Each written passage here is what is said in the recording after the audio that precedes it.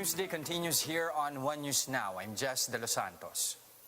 The OCTA Research Group is recommending an extension of the Enhanced Community Quarantine, or ECQ, across the NCR Plus. In a One News interview, research fellow Guido David explained that the extension will further decrease the COVID-19 reproduction number.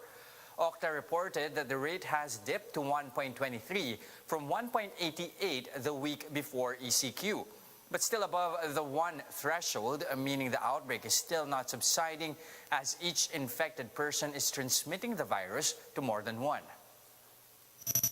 Our group recommended 2 weeks. Personally, I believe that if we're seeing a significant improvement by next week, for example, if the reproduction number's already gone down below 1, we're already on a downward trend, then I personally wouldn't mind if we actually loosen the restrictions gradually. Around the world, medical oxygen has been an essential treatment for COVID-19. Some countries, however, have started facing a shortage in supply. Why is it important? Dr. Janet Diaz of the World Health Organization explains in this video. Hello and welcome to Science in 5. I'm Vismita Gupta-Smith and these are WHO's Conversations in Science. Today we are speaking with Dr. Janet Diaz about COVID-19 and an essential medicine for its treatment called oxygen. Welcome, Janet. Hi, Vismita. Thank you for having me.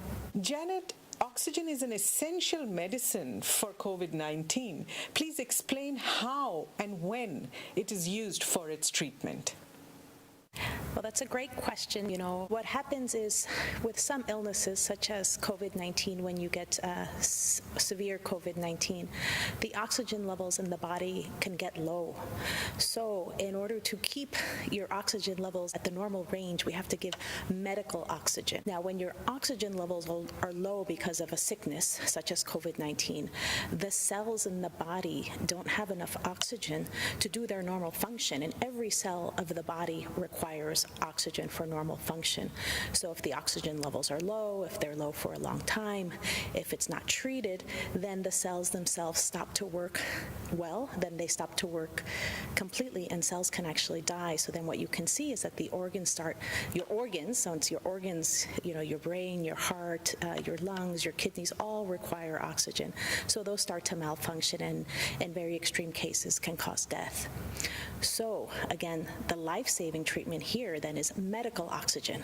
So medical oxygen is taking the oxygen from the air and compressing it so that the oxygen you take in, let's say for example from a cylinder, is that you're now breathing in almost, you know, pure oxygen.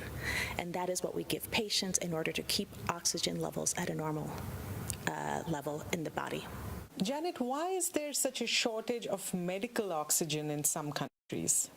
Medical oxygen, it requires technology. It means that you have to be able to take the oxygen from the air, because we have oxygen in the air. About 21% of the air is oxygen. But we have to concentrate it into medical oxygen, and that requires technology. So that's one issue in some countries. The other challenge is actually distribution of medical oxygen.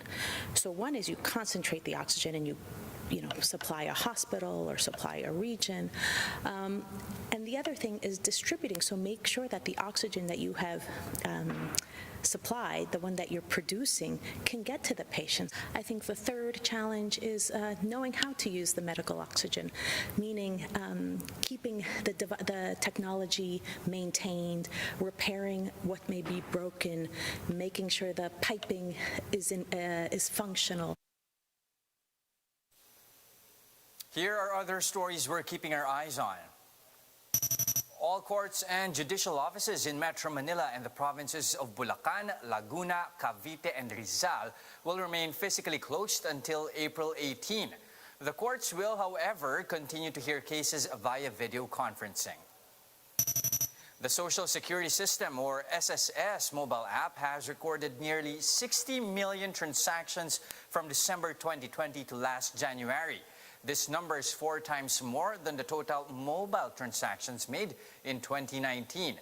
Through the app, members can pay their contributions and check the status of their loans and benefits, among others.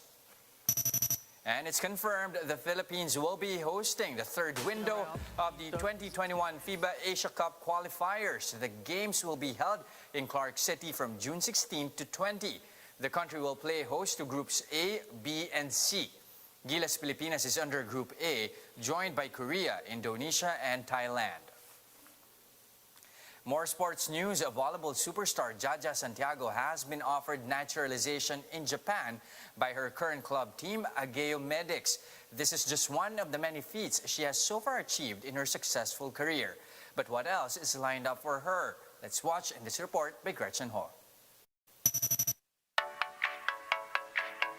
This 250-square-meter two-story house is the latest victory of Philippine volleyball star JAJA Santiago. It's just about 70% complete, but the 6'5" middle blocker says it's been a dream come true building a house for her family. The designer, another volleyball player, Jessie De Leon. Last year, bago ako umuwi dito galing din Japan, parang sabi ko, kailangan kong mag-invest para sa future ko. Kinontak ko na si Ate Jessie. Sabi ko, Ate Jessie, kapatayo ka ng bahay. Gusto ko ikaw yung architect ko. No stranger to the hard knock life, JAJA has been her family's breadwinner at a young age. Together with sister and Cherry Tigo middle blocker Dindin Santiago. Nangangarap lang kami dati na makapaglaro ng volleyball, makapag-aral, makapagtapos. Hindi namin in-expect tong achievement ni JAJA na ganito. Alam din naman kasi ng yung pinagdaanan namin sa pamilya. Proud ako as a mom kasi lumaki silang ganyan, responsable. Dating nila yung dream nila.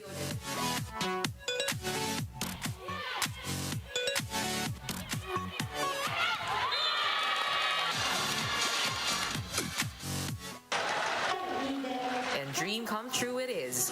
JAJA just became the first Filipino volleyball player to win an international championship in her stint with the Ageo Medics for the Japan V-League.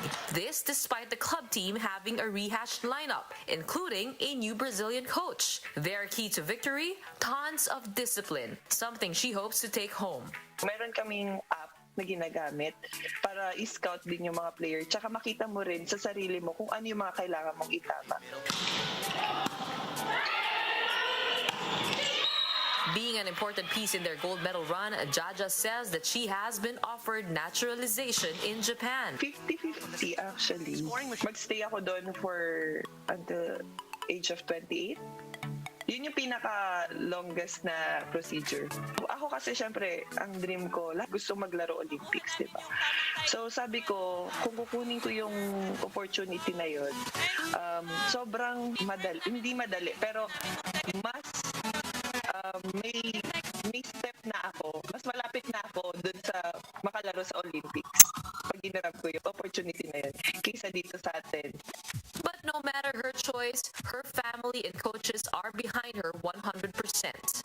Sinabi naman niya na gusto kong i-share muna yung sa Philippine volleyball na Gusto niya kasing kahit papaano iangat yung natin, level nung sa volleyball natin dito sa Pilipinas. Alam ko na hindi niya i-accept yun. I think it's her dream also to compete and to play in the Olympics. So for me, I'll just support her whatever her decision would be. JAJA will definitely take her learnings to the Philippine court when the maiden professional season of the Premier Volleyball League begins. Anong alam mo Japanese word? Sige nga, subukan mo. Nijo gozaidesu. Ayun. Tapos, yun, Sokoshi, Kawaii. Ako si JAJA Santiago, 25 years old.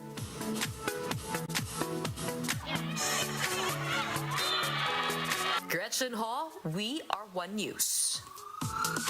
For more updates, visit News 5, the Philippine Star and Business World online. Visit our website, onenews.ph, for more in-depth analysis. You can also catch One News on the Signal Play app. Register for a free account now at www.signalplay.com and stream One News live anytime, anywhere. Mask on, wash hands, and stay safe, Philippines. I'm Jess De Los Santos. We are One News.